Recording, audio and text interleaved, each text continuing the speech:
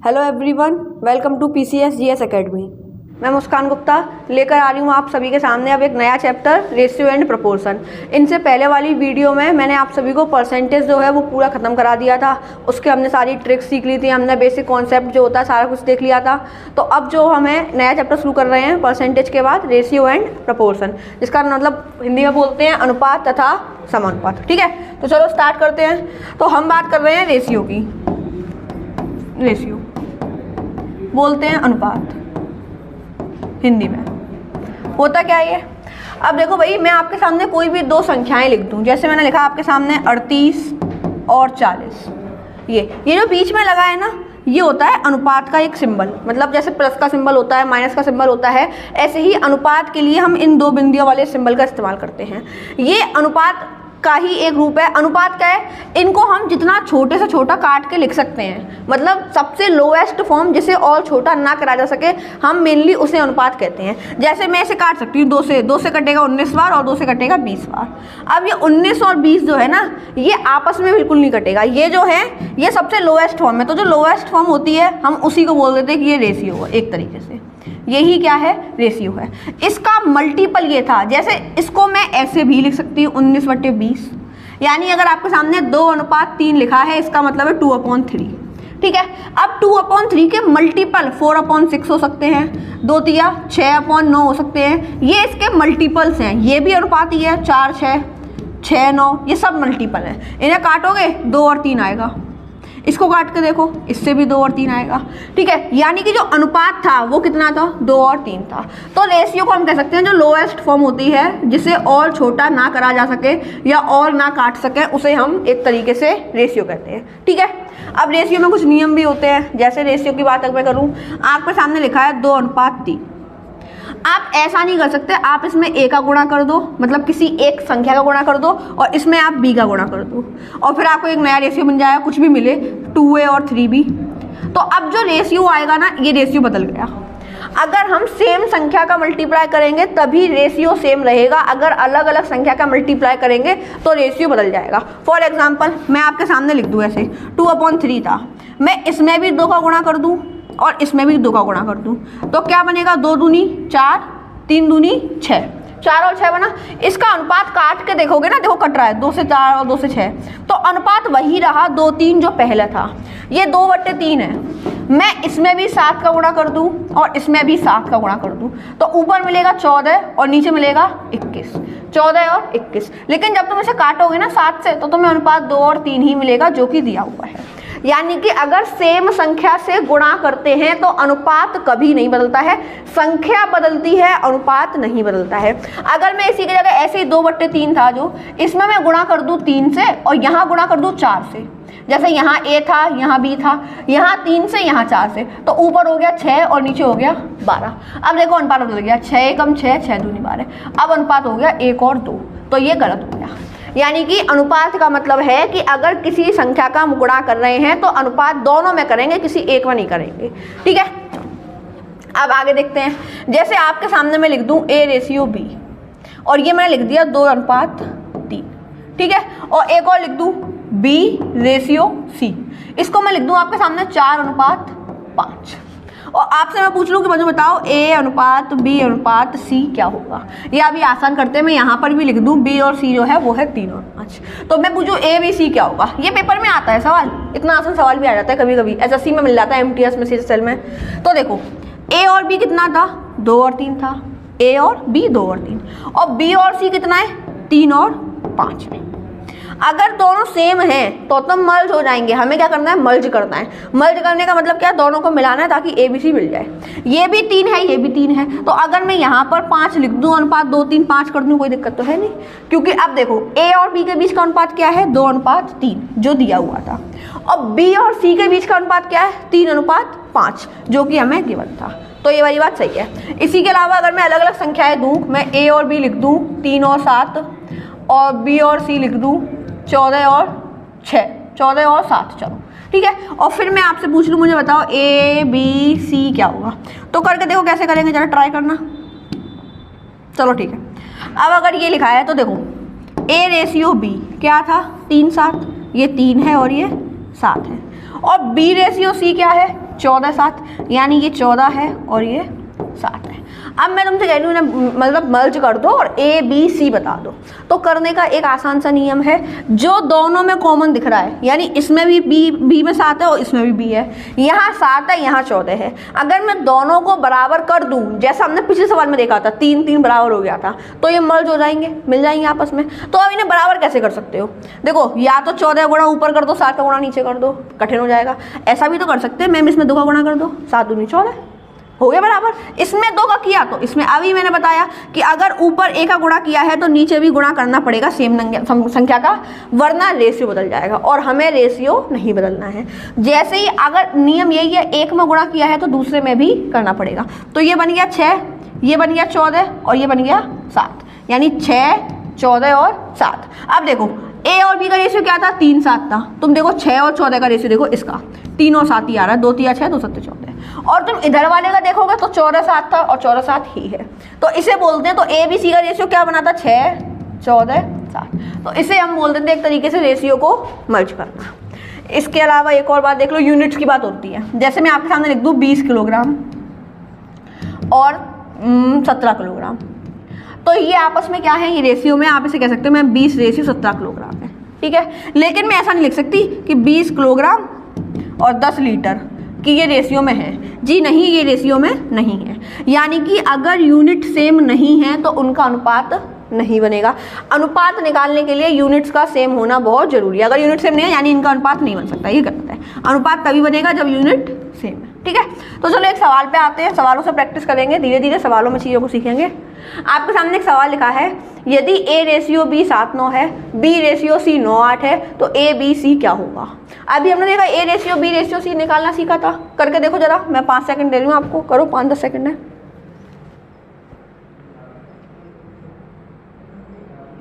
अब तुमको पता है कि मैम A और B जो है वो 7 और 9 है, और B और C जो है ना वो 9 और 8 है। यही बात तो है। तो मैं यहाँ भी 9 दिख रहा है, यहाँ भी 9 दिख रहा है, तो क्या बन जाएगा? 7 9 और 8, यानी कि ऑप्शन नंबर बी। ये तो आसान था एकदम, इसमें तो कुछ भी नहीं था। कठिन तो मतलब मर्ज करने को हो तब कठिन है। चलो इसे करके देखना जरा, क्वेश्चन नंबर 2।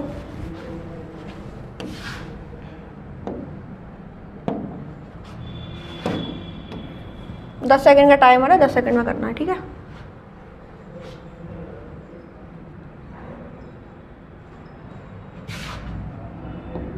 चलो इधर देखो, आपको पता है A और B जो है वो है 6 और 5, है ना, और B और C जो है वो है 7 और 5। अब ये 7 है और ये 5 है, मैंने क्या बोला? मर्ज तो करना पड़ेगा। अगर अलग अलग हैं तो हमें इन्हें बराबर करना पड़ेगा। अब 5 और 7 दोनों प्राइम नंबर है, यानी किसी के टेबल में कॉमन नहीं आएंगे, एक दूसरे से ही कटेंगे। तो तुम यहाँ 7 का गुणा कर दो और यहाँ 5 का कर दो। अब देखो 7 पंजे 35, 7 पंजे 35 हो गया बराबर। यहाँ 7 का किया है तो यहाँ भी करना पड़ेगा, क्योंकि ये दोनों आपस में रेशियो में हैं। यहाँ 5 का किया है तो यहाँ भी 5 का करना पड़ेगा, क्योंकि ये दोनों आपस में रेशियो हैं। तो जब मर्ज करोगे तो क्या निकलेगा? 7 छिंग 42, 7 पंजे 35 और 5 5 जा 25, यानी 42 35 25। ये अनुपात आएगा किसका? A B C का। 42 35 25, यानी ऑप्शन नंबर सी एकदम सही है हमारा। समझ गए कैसे करना है?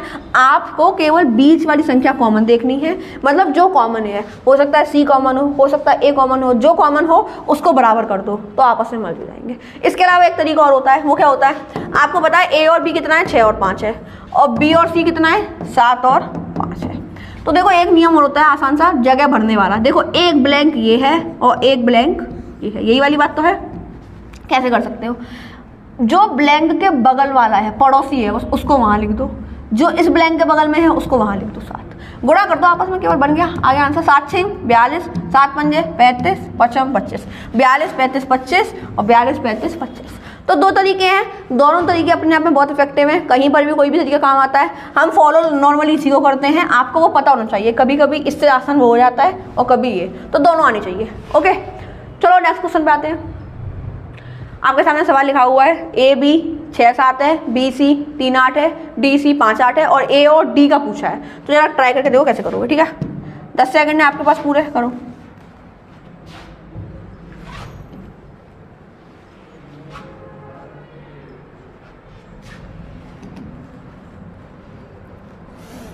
ओके आ गया आंसर? आई क्या होगा अब तो। ए और बी क्या है 6 और 7, और बी और सी क्या है 3 और 8, यही तो है। अब देखो आगे सी और डी भी है, भले वो लिखा डी सी है बात की बात है, लेकिन आप ऐसा नहीं करेंगे कि यहाँ पर सी और डी लिख दो और 5 और 8 को देखो डी और सी। मैंने आपको ऐसे बताया ए और बी कितना है 3 और 4 है, इसका मतलब है ए 3 है और बी 4 है, तो बी और ए कितना होगा वो होगा 4 और 3। सही बात है कि नहीं है। तो ऐसे ही इस वाले सवाल में क्या है उन्होंने बोला है डी और सी। डी कितना है 5 है, 5 और 8 है, यानी कि D 5 है और C 8 है, यानी 8 के नीचे 8 आएगा और 5 जो है वो D होगा, मतलब C जो है वो 8 है, D जो है वो 5 है। तो जब भी मर्ज करते हैं ना तो एक एक करके मर्ज करेंगे, एक साथ नहीं करेंगे कि आप यहाँ 8 लिख दो यहाँ 5 लिख दो और फिर यहाँ पे तुम इसको बराबर कर रहे हो इसको बराबर कर रहे हो, नहीं बिल्कुल नहीं, गलत हो जाएगा। तो हमें एक एक करके करना है, पहले हम A B C करेंगे फिर हम D करेंगे। ये 7 है और ये 3 है, कर लो, यहाँ 3 का और यहाँ 7 का। रेशियो का नियम एक में किया दूसरे में भी करना पड़ेगा, इसमें किया तो इसमें भी करना पड़ेगा। तो तुम्हें मिल जाएगा 6 तिया 18, 7 तिया 21 और 8 7 56, मिल गया 56। अब C और D पे आओ, यहाँ D भी तो है, वो कितना है C है 8 और D है 5, मर्ज कर दो केवल। तुम्हें पता है ना कैसे करना है, ये 56 है ये 8 है, बराबर करना है तो यहाँ 7 का गुणा कर दो और यहाँ 7 का किया तो यहाँ भी 7 का गुणा कर दो। तो ये क्या बनेगा, ये बनेगा 18, ये बनेगा 21, ये बनेगा 56 और ये बनेगा 35, यानी 18 21 56 35।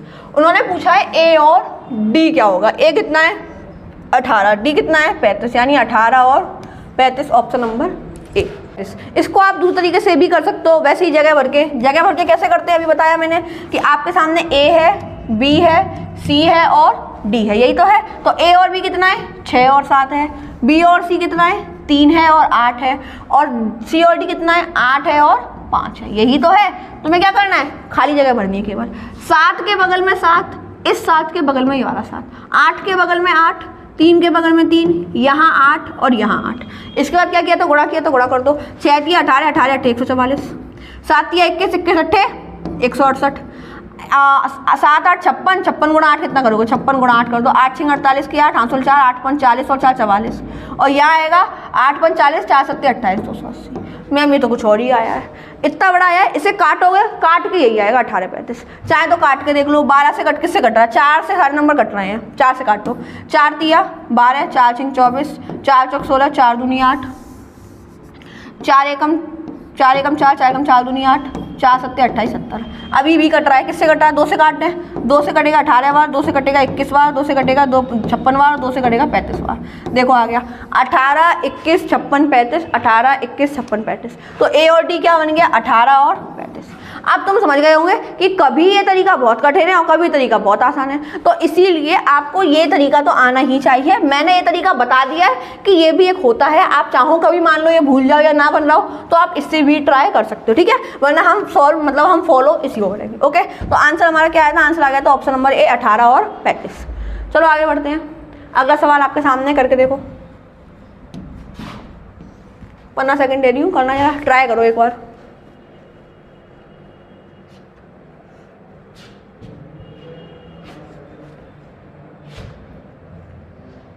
आगे आंसर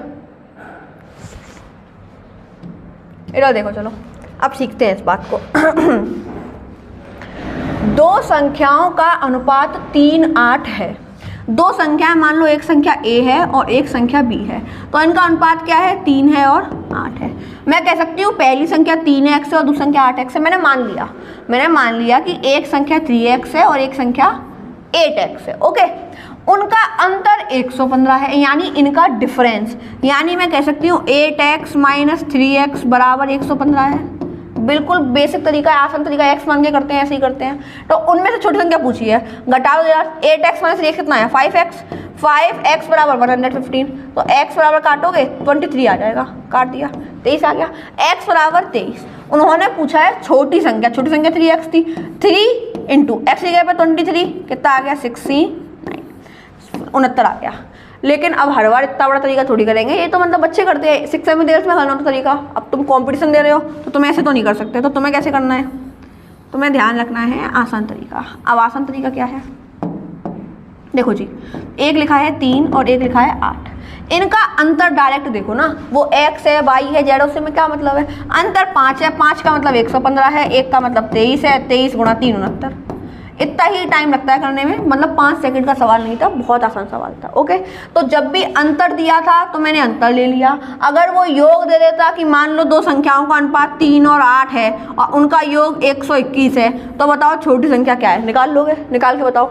दो संख्याएं का अनुपात 3 और 8 है, उनका योग 121 है, तो बताओ छोटी संख्या क्या है, बता दो। संख्याओं का योग यानी 8 और 3 11 है। मैं कह सकती हूँ 11 का मतलब 121 है, 11 का मतलब 121, तो 1 का मतलब 11, 11 गुणा 3 33 है छोटी संख्या। समझ गए कैसे करना है, किस तरीके से करते हैं। एक और बात सीखते हैं इसी में बीच में।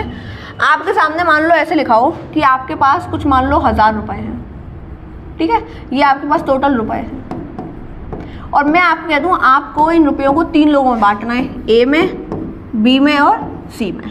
और इनमें बांटने का जो अनुपात है वो कुछ ऐसा है, आप इसको 7, आप इसको दे रहे हो चलो 4, इसको दे रहे हो 3 और इसको भी दे रहे हो 3। ये आपका फेवरेट था, आपने इसको 4 दे दिए, इसको 3 दे दिए, इसको 3 दे दिए। ये अनुपात है, जो आपने 1000 रुपये बैठे हैं वो आपने इस अनुपात में बांटे हैं। तो मैं आपसे पूछूं कि बताओ मुझे ए को कितने रुपए मिले, बी को कितने रुपए मिले और सी को कितने रुपए मिले, तो कैसे बताएंगे। मान लेते हैं इसको 4x मिला था या 4 यूनिट मिला था, एक तरीके से 4 यूनिट था इसके पास 3 यूनिट था और इसके पास भी 3 यूनिट था। टोटल रुपए कितने हैं, 4 5 6 7 8 9 10, यानी टोटल रुपए जो मिला होगा वो 10 यूनिट ही तो मिला होगा, केवल 10 यूनिट, हाँ या ना, या 10x बोल लो, अपनी अपनी लैंग्वेज में समझ लो 10। हम कह रहे हैं कि टोटल 10 मिला था, लेकिन था तो वो 1000, तो मैं कह सकती हूँ 10 का मतलब 1000, तो 1 का मतलब 100, और 1 का मतलब अगर आ गया तो 100 गुणा कर दो, यानी 100 का गुणा इसमें, 100 का गुणा इसमें और 100 का गुणा इसमें। यानी कि ए को 400 रुपये मिले थे, बी को 300 रुपये मिले थे और सी को भी 300 रुपये मिले थे। यही बात है ना, तो एकदम समझ आ गया होगा सही से। ऐसे ही अगर मैं एक और दे दूँ, मान लो 1200 रुपये हैं, 3 लोगों में बांट रहे हो तुम, 4 3 और 5 के अनुपात में, और मैं पूछूँ बताओ कितने मिलेंगे, तो 6 कर लो, 5। बताओ जरा, ए को कितने रुपए मिले, बी को कितने रुपए मिले, सी को कितने रुपए मिले। सेम काम है, टोटल रुपए जो मिले होंगे वो तो यही होंगे ना, इसके अलावा एक्स्ट्रा तो किसी और को नहीं मिले।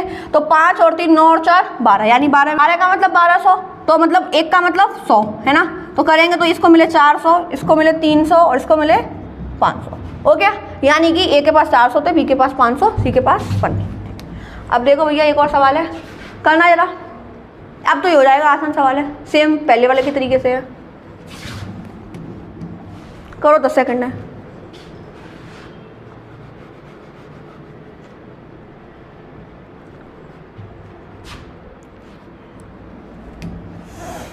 देखो 4 संख्याएं हैं 1 2 3 4 के अनुपात में, 1 2 3 और 4, इनका टोटल 16 है। जो टोटल है वो क्या है, 16। उन्होंने बोला पहली और चौथी का योग बता दो, चारों को जोड़ दो, 1 2 3 और 3 6 और 4 10। मैं कह सकती हूँ टोटल तो 10 है। अगर तुम इसको x लिखोगे, मतलब x ही आ रहा था तुम्हें, x x x और x, कितना हो गया, 10x हो गया। अगर 10x का मतलब 16 है, तो अभी उन्होंने पूछा पहली और चौथी का योग, पहला कितना है x है और चौथा कितना है 4x है, यानी 5x का पूछ रहा है।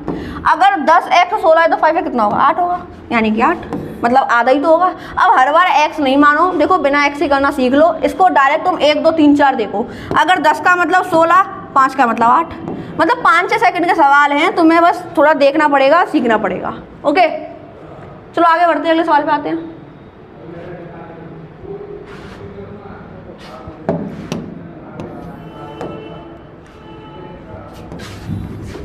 करो जरा सवाल करना।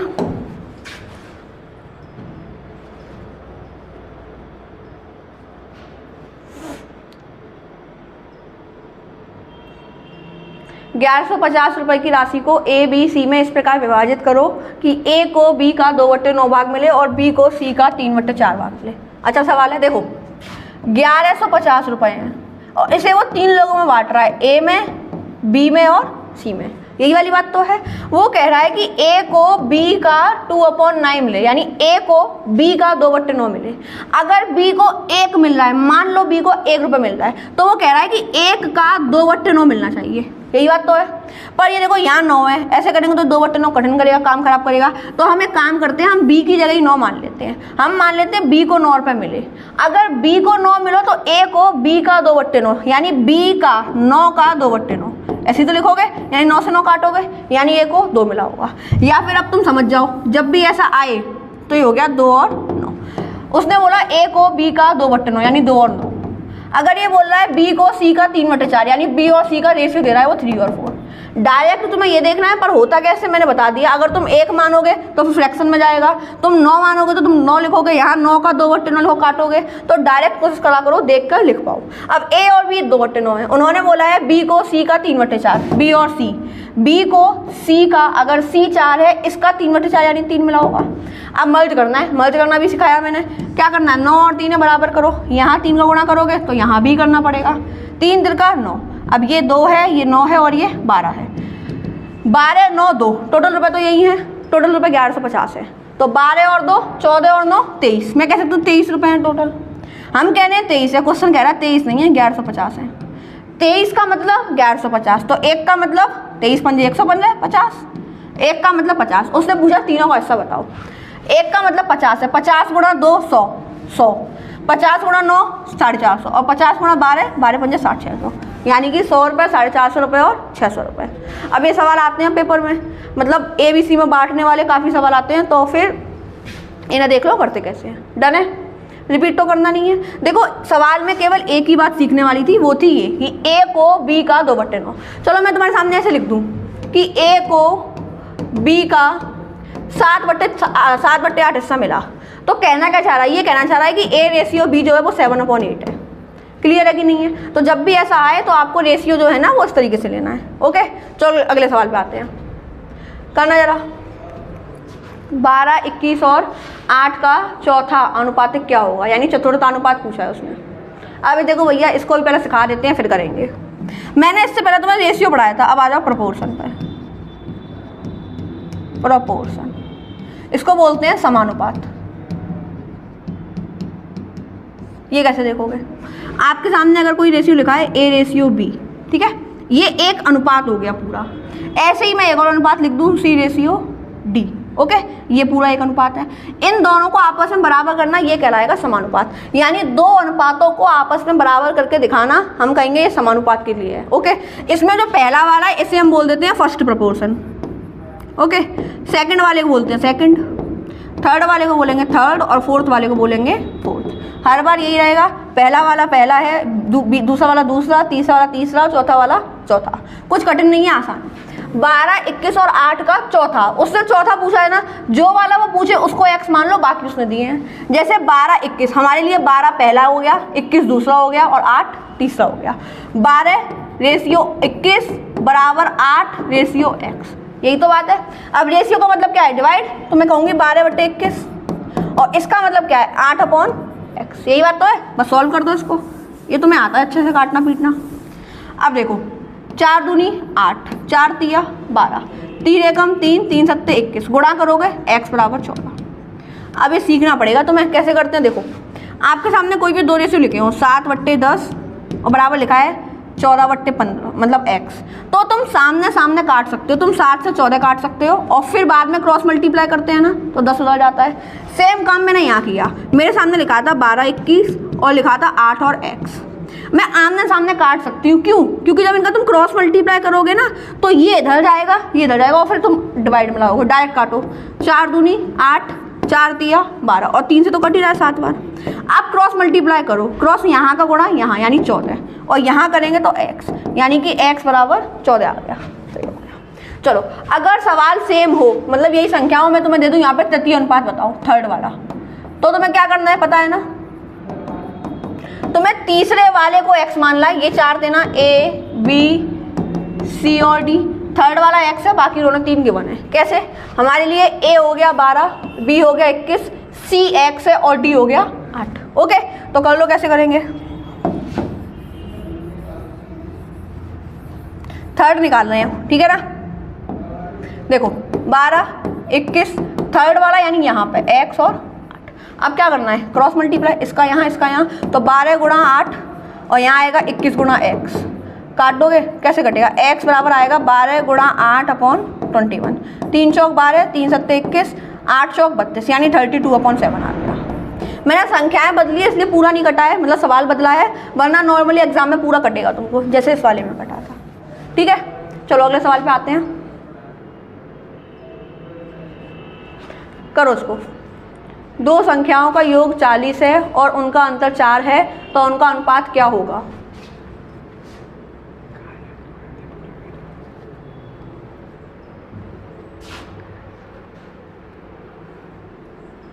देखो दो संख्याएं हैं, मान लो, माना है दो संख्याएं हैं, एक a है और एक b है।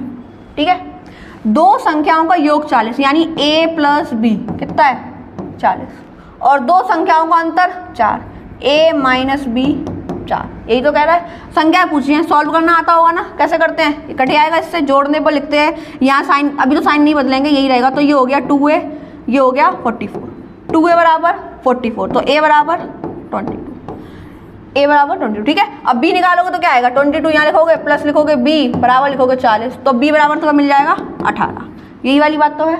लेकिन हम एग्जाम में इतना बड़ा काम नहीं करेंगे, एग्जाम में डायरेक्ट करेंगे। जब भी ऐसा हो, तुम्हें दिख रहा है हमेशा ये होगा, दोनों जुड़ेंगे 2a आएगा और इधर जुड़ के 44 आएगा, मतलब जुड़ के आएगा। डायरेक्ट पेपर में जब भी देखे a प्लस बी कुछ है, a माइनस बी कुछ है, दो काम करने हैं, एक बार दोनों को जोड़ के 2 का भाग देना है, एक बार दोनों को घटा के 2 का भाग देना है। दोनों को जोड़ो 44, 44 में 2 का भाग दिया तो कितना आ गया 22, है ना। दोनों घटाओ, 40 माइनस 4 36, 36 में 2 का भाग दिया कितना आया 18, दोनों संख्या आ गई। उसने पूछा इनका अनुपात बताओ, 2 से काटो 11 बार, 2 से काटोगे 9 बार, यानी कि 11 और, समझ गए। तो तुम्हें क्या करना है, तुम्हें छोटा सा काम करना है, जब भी ऐसी संख्याएं दिखें जोड़ के 2 का भाग और घटा के 2 का भाग। जैसे मैं लिख दूं आपके सामने, दो संख्याओं का योग 80 और उनका अंतर 10 है, तो मुझे बताओ संख्याओं का अनुपात क्या होगा, निकालना जरा।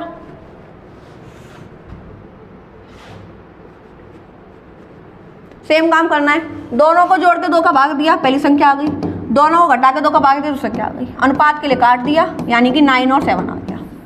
अब खुद बताओ टाइम लगेगा क्या, नहीं लगेगा, तुम 5-7 सेकंड में आराम से कर लोगे। ठीक है, चलो अगले सवाल पे आए। देखो जरा करो, ये अच्छा सवाल है, इंपॉर्टेंट है, पेपर में तुम्हें इसमें का सवाल मिलेगा, बहुत मिलते हैं इसमें के सवाल। दो संख्याएं 5-7 के अनुपात में हैं, यदि इन दोनों संख्याओं में से 40 घटाया जाता है तो उनका अनुपात 17-27 हो जाता है, मतलब संख्या हो जाती है, तो उनका अंतर बताना है। डन है, चलो इससे पहले मैं कॉन्सेप्ट सिखाती हूँ छोटा सा, फिर आएंगे। आपको मैं एग्जांपल देती हूँ एक, मान लो आपके पास दो संख्याएं हैं, एक 40 है और एक 50 है। ठीक है, मैं तुमसे कहूँ दोनों में से 10 घटा दो, यानी दोनों में से सेम नंबर घटा दो, तो मुझे यहाँ क्या मिलेगा 30 और यहाँ क्या मिलेगा 40। जब भी ऐसा हो कि कोई संख्याएं दो अनुपात में है और दो नया अनुपात आ रहा है, सेम संख्या घट रही है, तो डिफरेंस कभी नहीं बदलता है। देखो 40 और 50 का डिफरेंस कितना है 10 है, 30 और 40 का डिफरेंस क्या है 10 है। एक और एग्जांपल ले लो, मान लो मैं लिख दिया 25 और 45, मैं कह रही हूँ 5 इसमें से घटाओ, 5 इसमें से घटाओ, तुम कहोगे मैम यहाँ 20 हो गया, यहाँ 40 हो गया। अंतर चेक करो, 25-45 का अंतर कितना था 20 था, 20-40 का अंतर कितना है 20 है। तो एक नियम निकल के आ गया छोटा सा, कि जब भी कोई अनुपात ए और बी में है, ठीक है, और हम दोनों में से ही सेम नंबर घटा रहे हैं, एक्स घटा रहे हैं, सेम संख्या, और नया अनुपात कुछ मिल रहा है, तो हमारे लिए जो डिफरेंस है, क्या है डिफरेंस, अंतर, वो हमेशा क्या होगा बराबर होगा। ठीक है, एक काम ये हुआ, सेम काम करो। अगर मैं दोनों में सेम नंबर जोड़ रही होती, मान लो 10-10 जोड़ रही हूँ, 40 में 10 जोड़ें कितना आएगा 50, और 50 में जोड़ें कितना आएगा 60, यहाँ हो गया 50 और यहाँ हो गया 60। तब भी क्या हुआ, जो अंतर था ना 40 और 50 का, 10 और 50 था, तब भी वो सेम रहा। सेम काम हमेशा, मान लो तुम 5 जोड़ रहे हो दोनों में, तो यहाँ हो जाएगा 30 और यहाँ हो जाएगा 50, ये हो गया 30 और ये हो गया 50, तब भी क्या अंतर जो है वो सेम है। तो दूसरी बात क्या है, जैसे ये लिखा है, सेम काम किस में आएगा, सेम बात आ जाएगी तुम्हारी प्लस वाले केस में। जब भी दो संख्याएं अनुपात में दी हैं, ए और बी के अनुपात में, और दोनों में सेम नंबर जुड़ रहा है, एक्स जुड़ रहा है और एक्स जुड़ रहा है, और एक नया अनुपात बन रहा है, तब भी हम हमेशा क्या देखेंगे डिफरेंस, अंतर जो है वो क्या रहेगा बराबर रहेगा। इन दो बातों को बहुत ध्यान रखेंगे। एक बात और है, वो भी अभी कवर करते हैं, फिर सवालों पे आएंगे। मान लो एग्जांपल दिया मैंने 40 और 50 का ही, मैं कह रही हूँ एक में से 10 घटा दो और एक में 10 जोड़ दो, मतलब सेम नंबर एक बार घट रहा है और एक बार जुड़ रहा है, तो यहाँ कितना आएगा 30 और यहाँ कितना आएगा 60। सही बात है। तो अब अंतर तो बदल जाएगा लेकिन अब टोटल नहीं बदलेगा।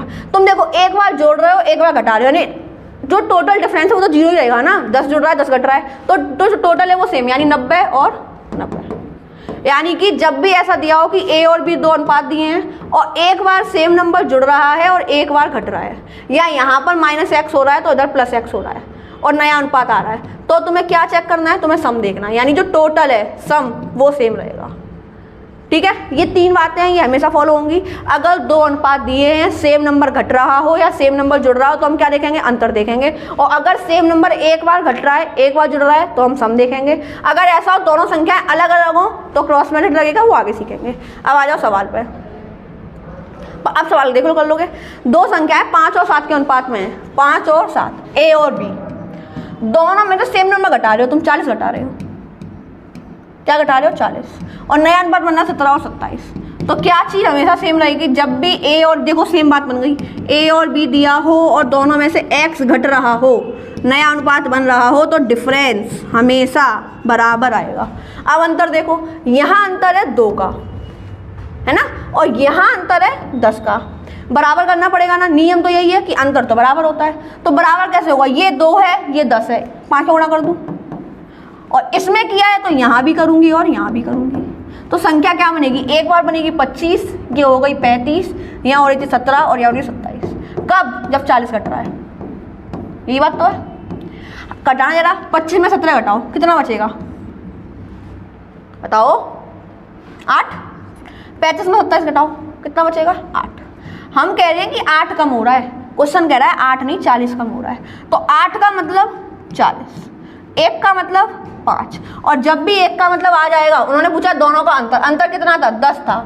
जो भी 1 का अंतर है वो सब में लगेगा ना, क्योंकि हम रेशियो पढ़ रहे हैं, एग्जैक्ट नंबर मिल गया, तो 10 गुणा 5 यानी कि 50 हो गया। क्लियर है कैसे करना है, मैं एक बार पूरा रिपीट कर दूंगी पर पहले खुद समझ लो। चलो एक बार और समझा देती हूँ, क्योंकि अच्छा सवाल है और बहुत ज़रूरी सवाल है। बात एक ही ध्यान रखनी है, जब भी ऐसा हो ए और बी दिया हो, सेम संख्या घट रही है जुड़ रही है, डिफरेंस सेम रहेगा। अनुपात था 5 और 7 का और नीचे है 17 27। जब हम 40 घटा रहे हैं यानी सेम संख्या घटा रहे हैं, मैंने बोला डिफरेंस कभी नहीं बदलेगा, डिफरेंस हमेशा इक्वल रहेगा। तो 5 और 7 का अंतर आ रहा है 2 और यहाँ आ रहा है 10, ये तो और गलत हो गया, मतलब डिफरेंस तो सेम होना चाहिए, तो तुम्हें यहाँ भी तो 10 बनाना पड़ेगा। और 10 कब बनेगा, जब 5 का गुणा करोगे, और क्योंकि अनुपात है इसमें किया है तो अनुपातों में भी करना पड़ेगा, तभी तो अनुपात सही होगा। ये हो गया 25 और ये बन गया 35। अब 25 है और 17 हो रहा है, घट रहा है, कितना घट रहा है, 8, और देखो यहाँ भी घट रहा है, सेम नंबर घट रहा है ना। अब 8 घट रहा है हमारे हिसाब से, क्योंकि ये काम हमने खुद करा है अपनी सुविधा के लिए, तो हमारे हिसाब से 8, क्वेश्चन के हिसाब से 40, 1 का मतलब आ गया 5। जो भी 1 का मतलब है तुम्हें सारे एग्जैक्ट नंबर मिल जाएंगे। मान लो वो तुमसे पूछता कि पहले वाली संख्याएं बताओ, तो 8 5 गुणा 5 और 7 गुणा 5। उसने पूछा है अंतर, दोनों संख्याओं का अंतर, एक 25 है और एक 35 है, अंतर कितना आएगा 10, तो 10 गुणा 5 यानी कि 50। क्लियर है कैसे करना है, सेम सवाल दूंगी तो कर लोगे अब तो, है ना। चलो आगे बढ़ते हैं, करके देखो, ऐसे ही होगा जैसे बताया अभी मैंने, ट्राई करो। यदि 3 कक्षाओं में छात्रों का अनुपात 2 3 5 है और प्रत्येक कक्षा में 40 छात्र बढ़ाए जाते हैं तो अनुपात 4 5 7 हो जाता है। बताइए शुरुआत में क्लास में कितने छात्र थे, 2 3 और 5, यही तो है पहले। और वो क्या कह रहा है, 40 छात्र बढ़ रहे हैं हर बार, यानी यहाँ भी क्लास में 40 छात्र आए होंगे, इस वाली क्लास में भी 40 छात्र आए होंगे और इस वाली क्लास में भी 40 छात्र आए होंगे। ये रेशियो है, ये एग्जैक्ट नंबर है, एग्जैक्ट नंबर ये जो हमें आंसर देगा। और बाद में अनुपात हो रहा है 4 5 और 7। अब 2 से 4 कब होगा, जब 2 बढ़ रहा होगा। 3 से 5 कब होगा, जब 2 बढ़ रहे होंगे। और 5 7 कब होंगे, जब 2 बढ़ रहे होंगे। यानी कि हम कह रहे हैं 2 बढ़ रहा है, लेकिन क्वेश्चन कह रहा है एग्जैक्ट नंबर तो 40 है। तो मैं कह सकती हूँ 2 का मतलब 40, तो 1 का मतलब 20, 1 का मतलब 20 आ गया। उन्होंने पूछा टोटल बताओ, टोटल कितना है, 5 3 और 2, 5 और 3 8 और 2 10, टोटल था 10, तो 10 गुणा 20 यानी कि 200। यानी कि स्टार्टिंग में क्लास में 200 छात्र थे। डन है जी, कैसे करना है, कुछ कठिन नहीं है। अगर मैं पूछती बाद में कितने थे तो तुम जोड़ दो, 5 6 7 8 9 9 7 16, 16 गुणा 20 यानी कि 32, 320। वैसे भी दिख रहा है 120 जुड़े होंगे, 40 40 40 तो 320। क्लियर है ना। चलो आगे बढ़ते हैं।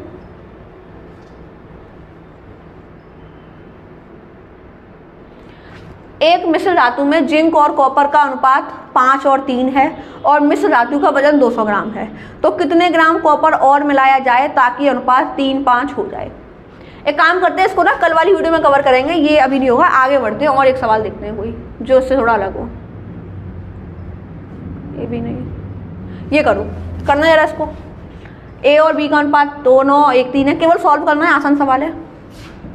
ऐसे लिख के देखती हूँ तो आसान लगेगा। ए और बी का अनुपात 2 और 9 है, मतलब 2/9 और 1/3 है।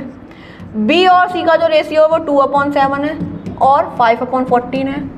और सी और डी का जो है वो है, सर डी और सी लिखा हुआ है, अब ये कंफ्यूज करने के लिए देता है, ध्यान रखना इस बात को।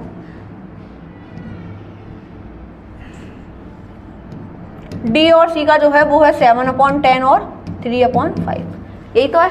देखो जी, इन रेशियो में क्रॉस मल्टीप्लाई भी तो हो सकता है और ये आमने सामने कट भी सकते हैं, तो पहले काट देते हैं फिर क्रॉस मल्टीप्लाई कर देंगे। 3 एकम 3, 3 त्रिका 9, तो अनुपात बन गया यहाँ से 2 और 3, यानी ए और बी मिल गया 2, 3। 7 एकम 7, 7 दूनी 14, 2 दूनी 4, यानी बी और सी का अनुपात मिल गया 4 और 5।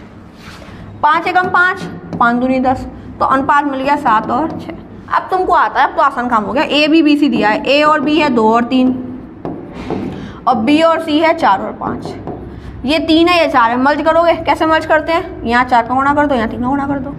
यहाँ 4 का किया तो यहाँ भी करोगे, यहाँ 3 का किया तो यहाँ भी करोगे, तो तुम्हें क्या मिलेगा? 4 दूनी 8 मिलेगा, 4 तिया 12 मिलेगा और 5 तिया 15 मिलेगा।